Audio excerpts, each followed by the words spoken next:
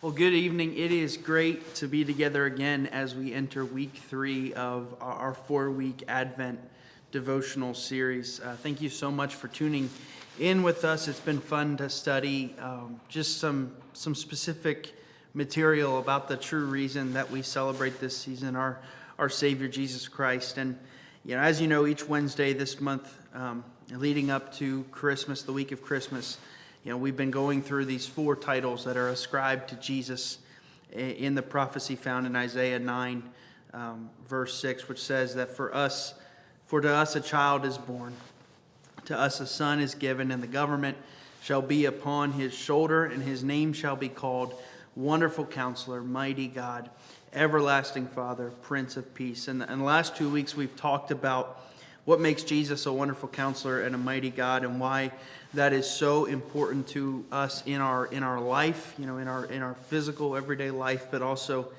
in our relationship with God. And tonight, we're going to continue on in this series, and we're going to look at the term given to Jesus, Everlasting Father.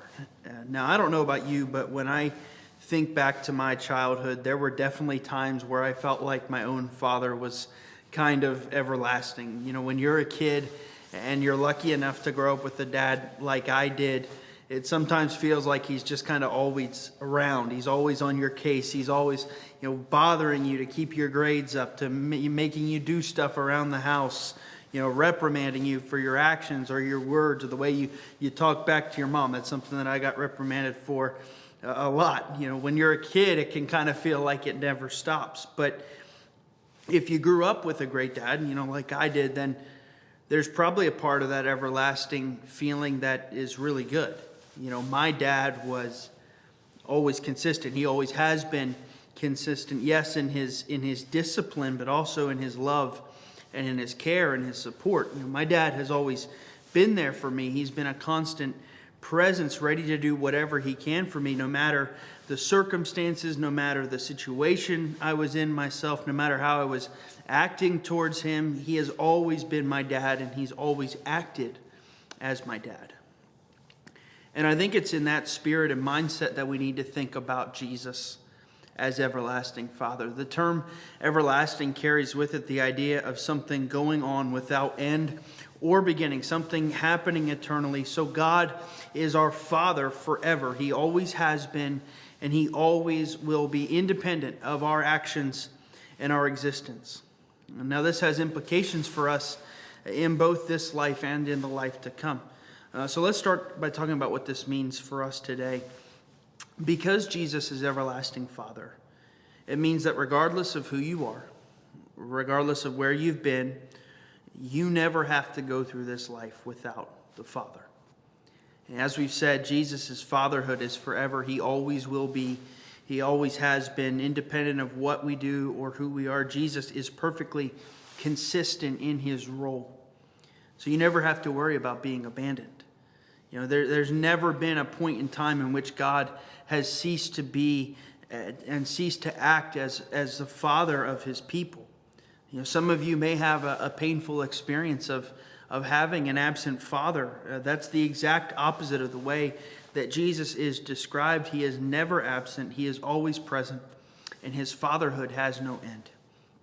And I don't think this is ever demonstrated, better than in the event that we celebrate at Christmas, because Christmas is really the story of God, of Jesus, our Savior, coming to be incredibly present with his people. And I don't know about you, but it meant something extraordinarily powerful when my dad was present for something in my life, whether that was something bad that I needed him to comfort me in or needed his strength in, or whether it was really good and he was supporting me and was proud of me.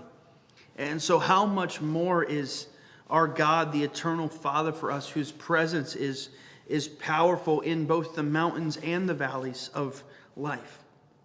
One of the reasons that God, through the Son Jesus, came to earth to be born as a baby in Bethlehem is to be present with his people. But that's not the only reason. And this hits on what we said earlier, that Jesus as Everlasting Father has implications not only for today but also eternity. In the Hebrew, the language of the Old Testament is written in. You could literally translate everlasting Father as the Father of eternity. Now, that's not exactly what the text is saying, but I think there's a good point there for us. If our Savior is our Father forever, that stretches beyond this life and into the next. In fact, because God is our Father here, means that He is also our Father there. And because He is our Father, that leads Him to provide for us just as He has here. And my dad is one of my greatest advocates. He's one of my greatest champions. He is for me always and always desires what is best for me. And the same is true of Jesus. He is our advocate. He stands up for us. He welcomes us into glory as one of His own because we're His people. We're His family. But to take it even further, one of the things that, and this is where I think we see the analogy between, our fathers on earth and our Father in heaven, our everlasting Father, maybe kind of cease.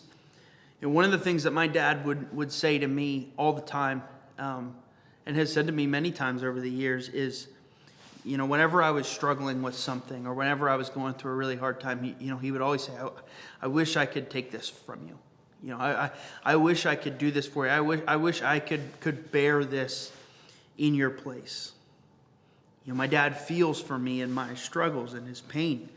In my pain, he hurts when I hurt. He is there for me and He cares for me, but at the same time, He has no power to take it away as much as He wants to. Well, as our everlasting Father, Jesus does have that ability. And so He will be able to stand before the throne of God. We will be able to stand before the throne of God, made right with Him, accepted into eternity with heaven, made perfect and holy because Jesus has accomplished that for us. And I don't want to get too much into that because that's really the big focus of next week's Devo. But it's important that we understand the eternal results of Jesus' fatherhood stretching into eternity. So because Jesus is not just a wonderful counselor and a mighty God, because He is also everlasting Father, you and I, His followers, as people who have surrendered our lives to Him, we get to experience His presence in this life and in the life to come. We are never abandoned. Yes, Jesus physically came to earth as a baby in a manger, and no, He is not physically still here with us right now, but He is still Emmanuel, God with us. He's our Father forever, and He is with us forever. And that forever stretches into and through eternity, where our everlasting Father has made a way for us to be in His presence and to enjoy Him forever. So just tonight, I just encourage you, just remember, Jesus is our everlasting Father.